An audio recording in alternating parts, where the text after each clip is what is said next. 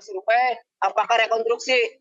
Kalau memang rekonstruksi ya nanti kami akan melakukan protes. Itu juga menjadi bahan untuk kami untuk melaporkan atau mengajukan ke Karawasidik dilakukan khusus itu ya langkahnya.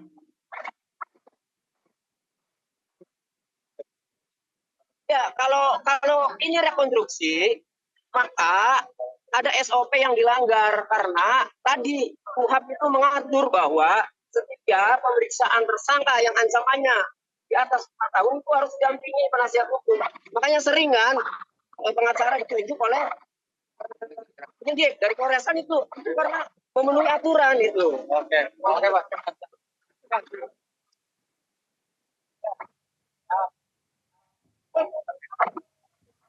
Halo.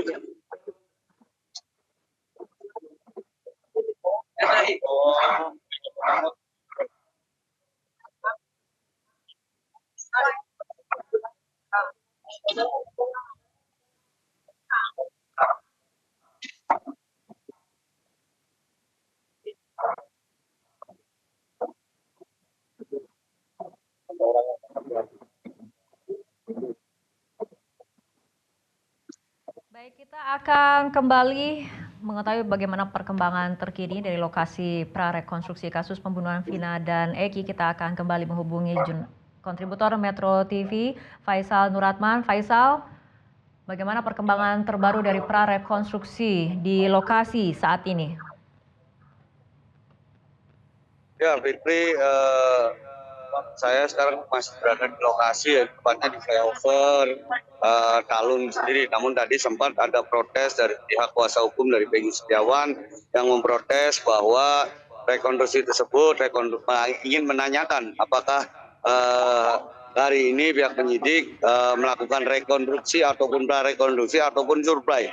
Karena kalau melakukan rekonstruksi ataupun prarekonstruksi, pihak penyidik merasa tidak diberitahu, pihak kuasa hukum dari Peggy Setiawan sendiri merasa tidak diberitahu oleh tim dari kepolisian sendiri, Fitri. Tapi apakah dari keterangan kuasa hukum tadi memang Peggy ada di lokasi artinya? Ya, pihak kuasa hukum mencurigai bahwa Peggy Setiawan sendiri berada di lokasi, namun tidak diturunkan.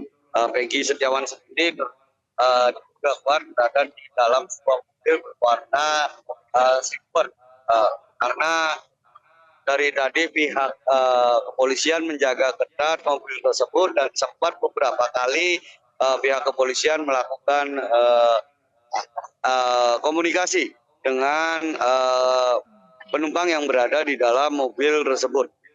Diduga kuat Peggy Setiawan ataupun tersangka lain hanya menunjukkan titik-titik di mana lokasi pembunuhan Vina dan Eki terjadi. Seperti tadi di lokasi pertama, tepatnya di warung nasi, dan lokasi kedua di tempat cuci motor dan cuci mobil.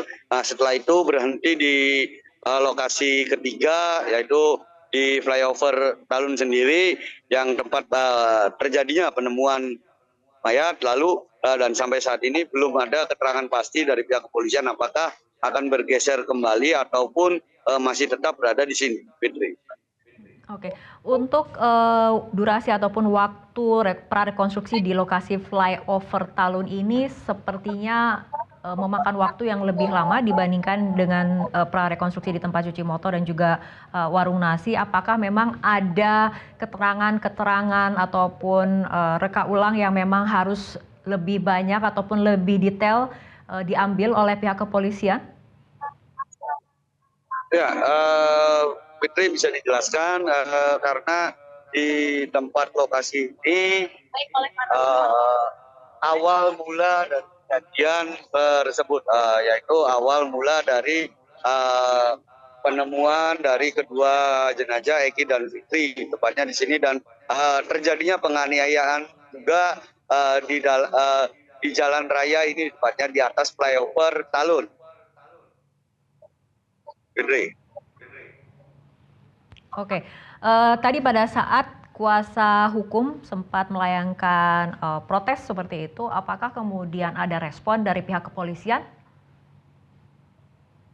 Nah, tadi ada protes dari kuasa hukum, pihak kepolisian langsung merespon dengan membubarkan para jurnalis yang sedang mengambil gambar statement dari pihak kuasa hukum. Sempat jadi kericuan sedikit, yaitu karena para jurnalis yang meliput didorong oleh pihak kepolisian yang dianggap menghalangi jalannya prarekonstruksi tersebut.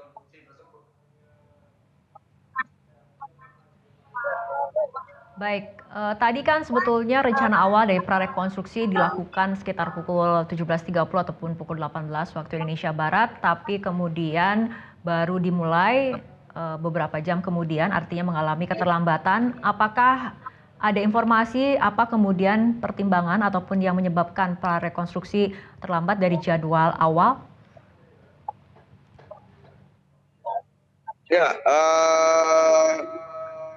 dari jadwal awal itu terjadi di sore hari, namun mundur diperkirakan karena satu lalu lintas pada sore hari di tempat ini padat, dan yang kedua kemungkinan besar ingin mencocokkan dengan waktu kejadian. Karena ada beberapa keterangan saksi yang menyimpulkan bahwa ada awal mula dari kejadian pembunuhan tersebut, yaitu adanya pelemparan yang dilakukan oleh 8 orang terhadap korban Eki dan Pina yang sedang mengendarai sepeda motor yang melintas di jalan Majasem tersebut.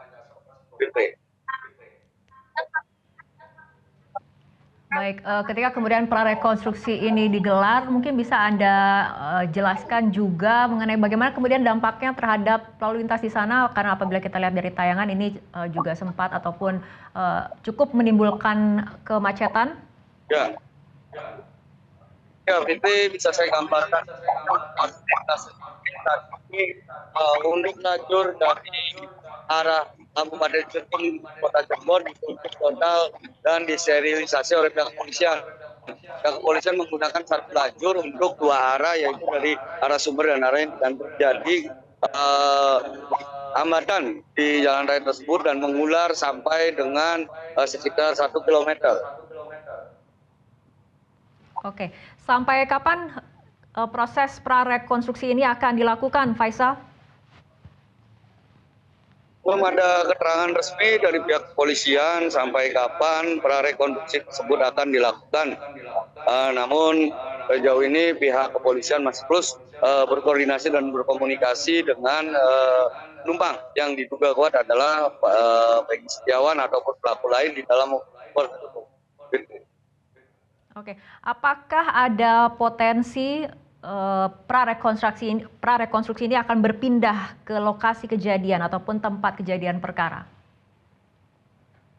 Ya, kemungkinan prarekonstruksi ini akan berpindah ke lokasi terakhir, yaitu di mana kita kalau merunut dari BAP para tersangka di 2016 lalu, setelah terjadinya penganiayaan di flyover ini, lalu para pelaku, ke-8 pelaku membawa kedua korban Pina dan Eki tersebut kembali ke TKP awal pelemparan batu tersebut, dan lalu memasukkan kedua pelaku ke sebuah gang, yaitu tepatnya di belakang showroom tempat TKP, di mana dikatakan bahwa di situ terjadinya penyiksaan dan pemerkosaan terhadap Pina sendiri. Baik, terima kasih kontributor Metro TV Faisal Nuratman atas laporannya langsung dari Cirebon, Jawa Barat. Dan pemirsa, demikian breaking news Metro TV untuk kali ini. Selamat malam, sampai jumpa. Jelajahi cara baru mendapatkan informasi. Download Metro TV Extend sekarang.